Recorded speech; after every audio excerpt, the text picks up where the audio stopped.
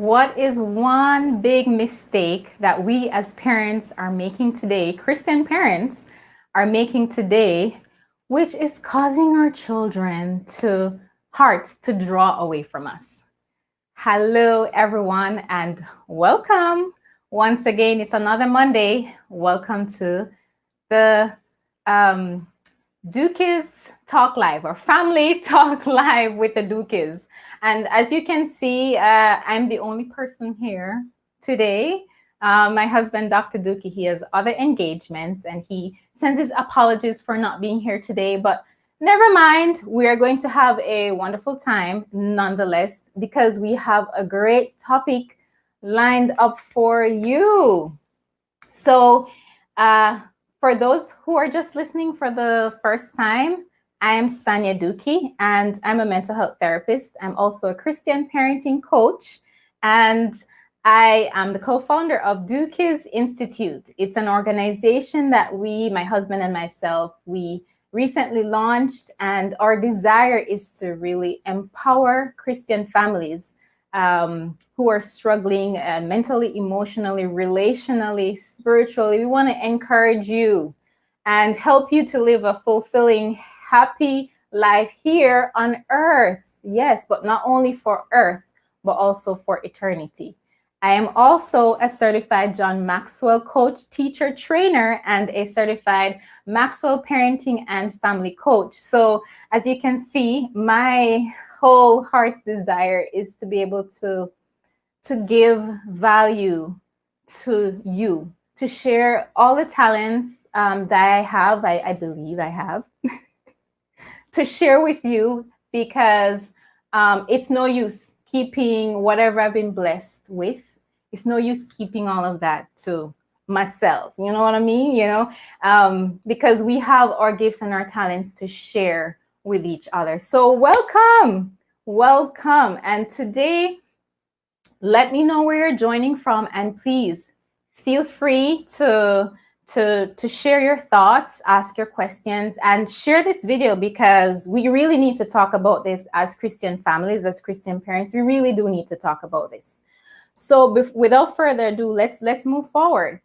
I asked the question earlier, what is one big mistake that we as Christian parents make that turns our children's hearts away from us, away from church, away from things in life, that we desire in our hearts for them to experience? What is that? So I want to start out with some assumptions. With assumptions, but first let me see who is here with us.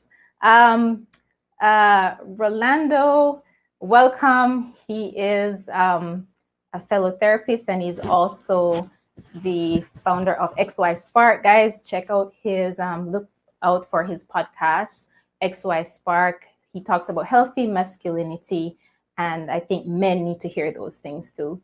Let me know who is here. If I don't see your name, I can't call your name, but thank you and welcome. So here are some assumptions that I have heard through my life, I guess, growing up, and also in my work as a therapist, and also just what I hear around me, generally speaking, indirectly and sometimes directly. So what are these assumptions of parenting? And I want you to comment and let me know what you generally hear as well as parents, or from parents. Have you ever heard parents say, indirectly or directly, I have to be a perfect parent? Now, yeah, we're going to say, of course, nobody can be perfect. But sometimes the demands we place on ourselves and how we behave, we come from a perfectionist perspective. And so indirectly, we're communicating, okay, yes, I want to be a perfect parent. Have you ever heard that before? What about, I'm parenting my child so they don't have tantrums, they don't have misbehavior, they don't misbehave, or so they're not defiant. I think I'm speaking out loud what a lot of us parents are guilty of thinking about. What about I parent my child to be the best child, the trophy child, the well-behaved child, the best student, the best kid on the block or the best kid in the park? Or I'm raising my teen to be the upstanding teen where they stand out.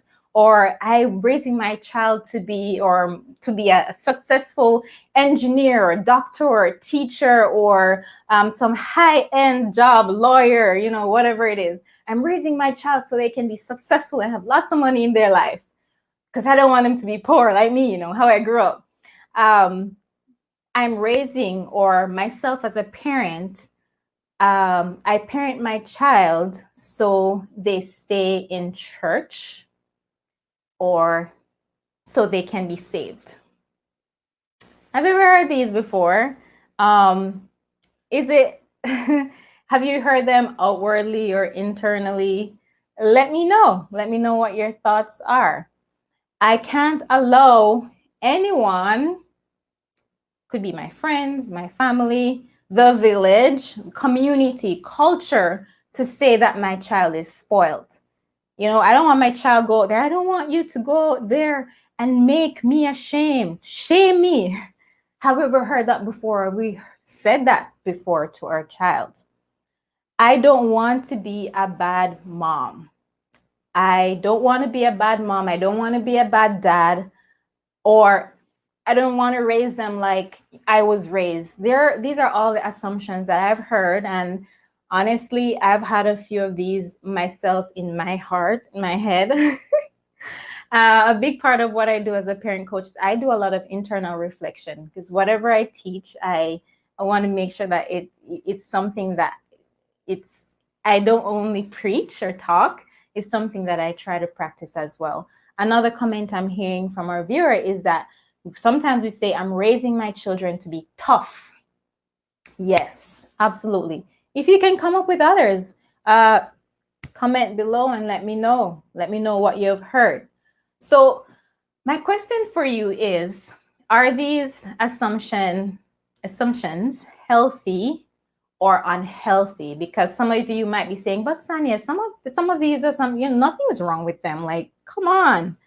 So are they healthy or are they unhealthy? And is there a place for these assumptions? And when are these assumptions no longer helpful? When are they no longer helpful to us in our parenting? Well, one of the biggest thing this is a bomb. This is a truth bomb here. Actually, I hope you see it as a truth bomb, but we tend to make parenting about us. We make parenting about us. Firstly, being a parent to our children is a gift. It's a gift. It's a calling, and in my heart, I believe it's one of the most important roles we could possibly have in life. It's our first ministry. It's a gift, it's a calling, it's our ministry. It's our first ministry. And I believe it's the number one role, most important role we could possibly have or we could play in another human being's life. Listen to me. In another human being's life. Imagine being blessed with a vulnerable living being to provide for, to nurture, to love, to help them to feel physically secure, mentally secure, emotionally secure, and spiritually secure. Imagine we have that responsibility. I remember as a new mom and to my baby girl, just a few days old, and I was just looking at her one of these days. I think my husband was wondering if I was still okay up here, but I was looking on her and I started to cry, family. I started to cry. And I started to cry because I felt almost like the huge responsibility of having to take care of this human child, this vulnerable creature here. And I became so overwhelmed that I started to cry. Yes, I started to cry. And I think I was crying for three reasons. Number one, is because I felt that overwhelming love that I could never feel that I never felt this love before. It's like release of oxytocin and whatever God created to do all of that, He did it. And it was so overwhelming and it was so good. And I started crying. The second thing was that when I looked at her, I thought to myself, wow, from this moment moving forward, I want you to have success. I want you to be well. I want you to have a good life. I want you to be contented. I want you to be healthy for the rest of your life. I want whatever you touch to be blessed. And I think the third reason I was crying too is because, all my chemical imbalances and all that stuff, hormones, being a new mom. But that's aside from it. Just the thought that came to me that I wanted all these things to be well with my child. I wanted all these things for her. And really, honestly, didn't you feel the same way? Or maybe not, but don't you feel the same way for your child? But one of the things I did was that I took on all of that responsibility, that load, and I placed all of those responsibilities on my single shoulders, on my shoulders, because I had to make it right. I had to be the one to make sure that all of those things happen. Well, I suppose you guys can tell by now, what started to happen to me. Yes. I started to struggle with that new mom anxiety, that anxiety that, I got to make sure that I do everything right for her. And I had the will to control everything. I wanted to control everything. Yes, Sharon, it was a heavy load to carry, a very heavy load. And I make sure that I wanted to go by I wanted to go by the books, to cross all my T's and dot all my I's, and just to make sure that everything was going well. And I started to struggle. As you probably can tell. I will struggle. I started to struggle. And this led me to be very hard on myself. As a parent, I just felt the burden and I just wanted to do everything right.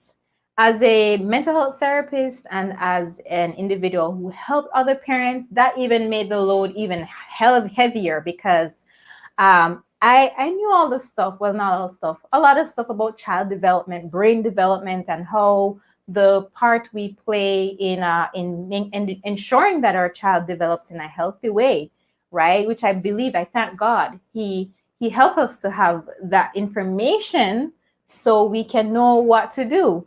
But because of that, now I became hard on myself as a parent, and honestly, that is something I have to keep reminding myself of every day. Don't be too hard on yourself as a parent. Don't be too hard on yourself as a parent because parenting is not about you, it's about your child. And my responsibility was to tend to my child to be the best version of herself. Not to be the best version of what I want her to be, but to be the best version of herself. That's what I have to keep reminding myself every day. And that's something that I want to encourage you with as well, is to know that your role as a parent is to help your child to be the best version of themselves. They're going to choose that. My job is to help her to connect with who she is and who she is becoming in God. I'm just a guide. My job is to show her, to guide her on how to master and traverse through her adventurous life, through their adventurous life, to overcome obstacles. I am just a guide. My job is to parent her heart. is to parent her heart. So, who my child becomes is really up to her at the end of the day. I know it's very frightening to hear, but we got to hear it. We got to let it out. Yes, who my child becomes is really up to her at the end of the day. And it's really up to her personal journey in God. It's her personal journey in God. You know, however He destines for her to be, you know, that is her journey. So, what does parenting from the heart mean? Well, I believe first, as a parent, our job is to help our child to see themselves as human beings, not just human beings. I know this is going to sound a little bit confusing, but our job is to help our children to live, to experience life, to live to their fullest, to recognize their full potential, and what God desires for them, what He has planned for them. Our job is to help them to do that, not to be bouncing around and just taking on whatever life gives to them. You know, that's just being a normal human being. But our children are extraordinary. We are extraordinary. God makes us extraordinary. We are extraordinary because of God. And our job is to help our children to be. We help them to live in the being and see themselves in their journey with God and how He's carving them to be. Yeah, we're not the one doing the carving, guys. I'm sorry to tell you that, but we're not the one doing the carving. God is the one doing the carving. And in the end, the conclusion of our parenting, yes, all the hard work and all that stuff, it belongs to our child. Yes. And I say the child because at the end of the day, God blessed that child with free will and choice. And at the end of the day, they're going to choose Him. They're going to freely choose Him, or whether they want to follow His path. It's frightening to hear too. So yes, we want to introduce God in our children's life, but at the end of the day, that's their choice too. Let's pray. Let's pray for them. So, what does the heart of parenting not look like? These are the things that we tend to do, which pushes our children away. And so I want to hear from you. You know, what does the heart of parenting not look like? Let's establish that first. So this looks like parenting with our own agenda without regard for the personhood of the child. We're not regarding who the child is as a person. We have the compulsion to control how our child behaves. So if they love to jump around like 10 little monkeys on the bed, we are quick to shut it down because we want our children to be stoic. When our children cry over something that to us is very insignificant, but for them it's really huge, we shut them down. What are you crying for? So we want to control how our children are also behaving emotionally and, you know, socially. We want to control all aspects of that. We expect our children and our teens to not make mistakes. And I want to remind you that it's because we made a really big mistake back in the days, and we always make mistakes, and we need help getting rescued from our mistake, why God sent His dear Son, Jesus Christ, for us. So who are we to think in our heart that, you know, my child shouldn't make mistakes? And we're probably not blatantly saying out, you know, you shouldn't make mistakes, but the way we treat them when they do make mistakes or when they do things that is out of the realm of what should be done. You know, how we communicate with them when that happens. We condemn them, we shame them, we are quick to punish them every chance we get. That's the only time we pay attention to them, is when they make mistake or when they do something wrong. Yes, that's kind of what we're communicating to them, that they can't make mistakes. And we also expect our children to be mini me's or mini you's or ambassadors. Well, we're not blatantly saying that either, but how about when the child or the teen is tempted by their friend to say, hey, let's go over that party over there, or let's go do that, or let's smoke, or let's drink, or whatever. And the child says, are you crazy? If I do it and my parent finds out, they're gonna kill me. Well, unfortunately, I need to break it to you, but that means that child is an ambassador to you, and not necessarily that response is coming from their heart. That, hey, yeah, party, I'm sure it's gonna be fun, but you know what? I know it's not healthy for me. That's not something I do. I don't smoke, I don't drink. That's something I don't do. I'm sorry, I'm not going to accept that invitation. That is when you know that child is responding from their heart, not because they're an ambassador out there to their parents. Because at the end of the day, we are not going to be living with them anymore. They're going to have to take on their own responsibilities, their own choices. And we want to parent their heart to the point where they are secure in who they are. They're grounded in who they are. And so when they make their decision, it's because they know what is right. So think about it. Think about it. Teaching our children, we do this. We teach our children expecting them to understand us exactly the same way that we're teaching, and not to really divert in their thoughts. Say, oh, how about, we think about it this way. We expect our children to agree to our whatever we're saying exactly the way we do, because if they don't, we're going to shut them down. Say, hey, you're being defiant now. But really, our children have their own thoughts. They have their own ideas. They have their own personality, their own characteristics. God is working on that. That's what God's working on, that, and you're his instrument to help them. And so those are things that we have to take into consideration. Sometimes we place unrealistic demands on our child without considering how these demands might impact them. Sometimes we do that.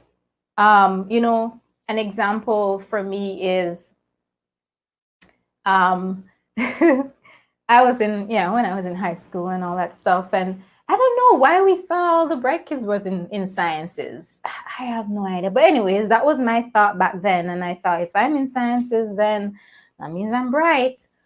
That's a long story. But, I felt like, somehow my parents were disappointed. My mom was disappointed because I wasn't doing all chemistry and physics and all that stuff. And so I was in food and nutrition, and what else was I doing? I was doing some other courses, and I changed from that. I transferred from food and nutrition to chemistry and physics. And guys, I had a warm time. I had a hard time in high school because I tried to live up to that demand. And I am not a physics person or a chemistry person. And I learned that the hard way. I had a hard time. So what are the demands that we're placing on our children to their own detriment? Think about these things. Think about these things.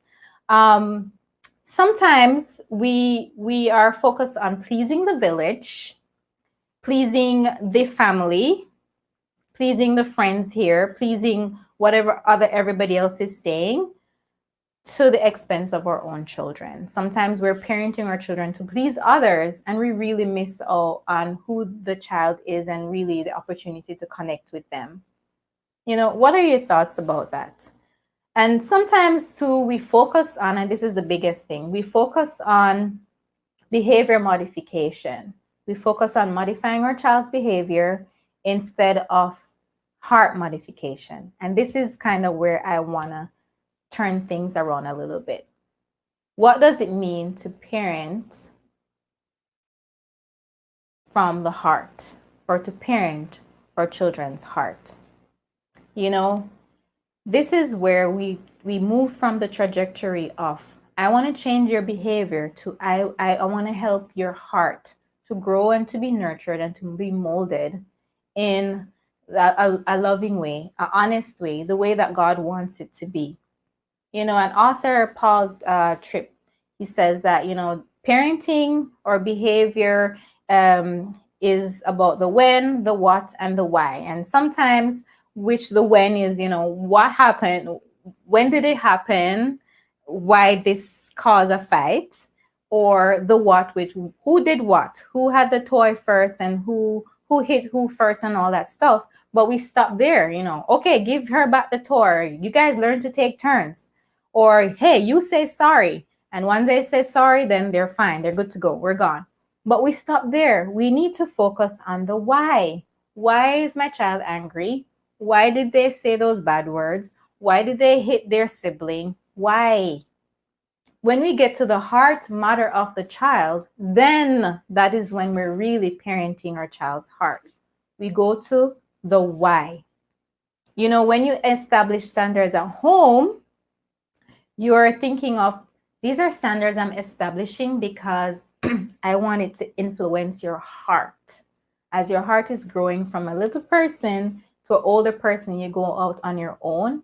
These standards I'm enforcing or encouraging in my home is because I want to parent your heart. The other thing is, when we correct our child or our teen, we speak to their heart, and not only just to change their behavior. The other thing that we can start doing is that, we invest in our skills, our knowledge, and our understanding about parenting. It should be, when we invest in learning how to be parents and to be better parents and all that stuff, it should be not to change our child's behavior, but it should be, how can I help my child's heart to be nurtured into something or someone that they are, when they're independent, they can make the right decisions, make healthy decisions, that they're fulfilled, they feel contentment in. When I'm getting all these skills, and these are the things that we actually share with parents in our family transformation program. You can ask all the parents that I connect with, if you know them, is that when we're talking about behavior, I always go to the roots as to why. Let's go to the child's heart, because once you go there, then you're dealing and you're treating things from a heart perspective.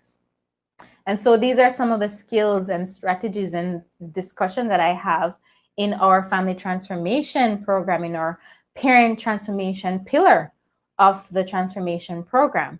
Because at the end of the day, that is what matters.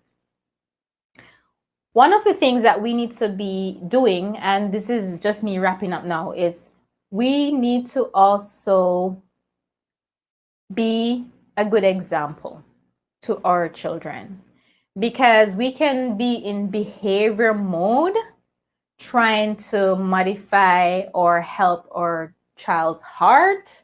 We can be in behavior mode because our heart is not modified. So this is a reflection we have to ask ourselves is, I'd like to be able to do all these things for my children or with my child, but where is it coming from? Is it coming from the impulse of me just changing my behavior, or is it my heart that is converted or changed? Because when we just focus on behavior, because I tell you, parenting is hard work, and it's not like an overnight, like, oh, I learned these really good skills, let me try this today or this week, and then we're good to go. No, it goes on and on. We have to keep investing in our time, our skills, our energy. We have to invest in our energy with our child. And if it's not coming from the heart, our heart, eventually, if our child does not respond the way we do, or if they digress or anything like that, we're going to be discouraged. We're going to be hard on ourselves. Yes, we are also going to start having resentment for the child and start labeling the child how defiant you are. And we're also going to start seeing the child as the enemy. And they're out to get me. They just decide they're going to make my life miserable. That is how we're going to start seeing it. And that is a very sad way to have a relationship with a child, because they feel it. They feel it when we think of them that way. They do. They do. So do I have a heart change? And most importantly, whatever we're doing, we need to do our best, but we also need to do it in faith. Faith that our child will grow healthy and happy, in faith. One of the questions that I asked my mom, I said to her, as we're wrapping up here, I said to her, how did you raise 4 girls? Mind you, she didn't do things perfectly. She did a lot of great things though, that really make a mark on my life up to today. And so I asked her, I said, what did you do? Because I want to, be able to learn. And she said, before I see anybody, moment I wake up, and before I see you guys, I go on my knees and I pray. And I ask God to give me wisdom for today. For today. Not tomorrow, or the whole week. I asked him to just help me today to be the parent that he wants me to be, or to understand each of my children, the different dynamics, and to support them the best way. So that is my encouragement to you, my fellow Christian parent, is that get a heart change, parent in faith, pray earnestly. And this is a scripture that I want to share with you, and I pray that this is your prayer as well. This is taken from Psalm 25, verse 4-5. It says, show me your ways. This is a prayer we need to pray. Show me your ways, Lord. Teach me your path. Guide me in your truth and teach me, because we know nothing. For you are God, my Savior, and my hope is in you all day long. We need to hope in God because he's the God of wisdom. Thank God he blesses us with wisdom. So if this made an impact on you today or encouraged you, I pray it did. I hope it did. Let me know. Share your thoughts below. And if you're interested in joining our wait list for our upcoming Family Transformation Program, please send me a message and you'll be happy that you did, because we all need this. We all need somewhere we could sit and talk together and learn together and get insight together, be encouraged together, so we can make an impact on our child. So I just want to thank you so much for joining me today and for tuning in to Family Talk Live with the Dookies. Today I'm solo, but next week Dr. Dookie will be here with me, and we will come with another riveting topic. And I invite you to share this video with other parents out there who need to hear some word of encouragement that you can do it. You can do it with the guidance of God and the wisdom that he has provided to you through different teachers and coaches like myself and wise parents and wise people who have been through it. He has given you the knowledge.